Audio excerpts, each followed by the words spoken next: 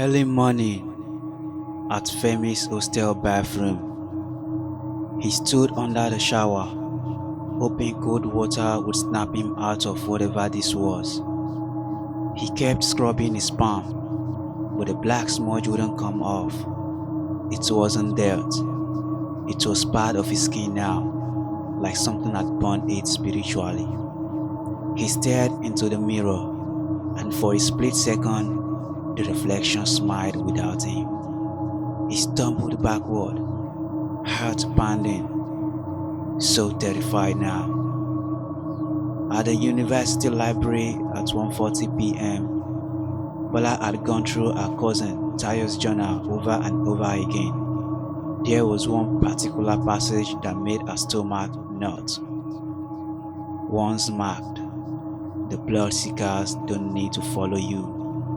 You begin to draw them. She looked up at Femi. He looked pale, tired. His hands shook when he flipped the page. "We have to find that place," Bola whispered. "Where they gather, where they write the names." And then Femi nodded slowly. "And maybe we can erase mine." At the student clinic at 4 p.m., a student named Tomiwa came in with chest pain. He had been hearing whispers in his sleep, and once he woke up with fingernail scratches on his chest. The clinic nurse, Miss Aramide, led him to the back room. He never came out. When his roommate came looking 2 hours later, Miss Aramide smiled softly. "We discharged him already, but the logbook showed no discharge," and his phone kept ringing in the lost and found drawer. Bola was walking across the school field at night. The moon above her flickered like a dying bulb. Voices whispered from the grass, low and urgent. "Here is Josie. You are next. You are next." Then she saw Tayo, her missing cousin, kneeling beside a burning statue. Her eyes were gone, her face soaked in tears. "They are inside the lecturers," Tayo said. "Beneath the university, there is an old building, a sealed tunnel, a shrine they feed."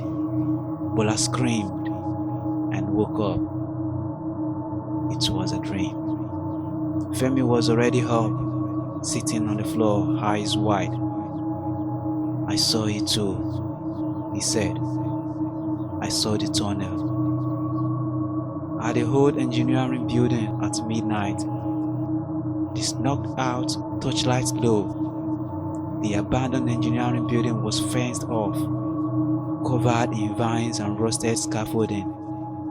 Nobody used it anymore, not since the ceiling collapsed 5 years ago. But Bola found a blueprint in Tayo's notebook.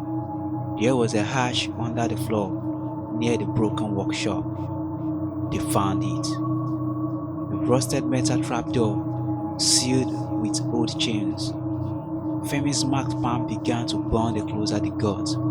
The hair around the hatch was ice cold, and beneath it was a deep, humming sound, like distant chanting. Bola reached for the chains. Suddenly, a soft voice behind them said, "You shouldn't be here." They turned sharply.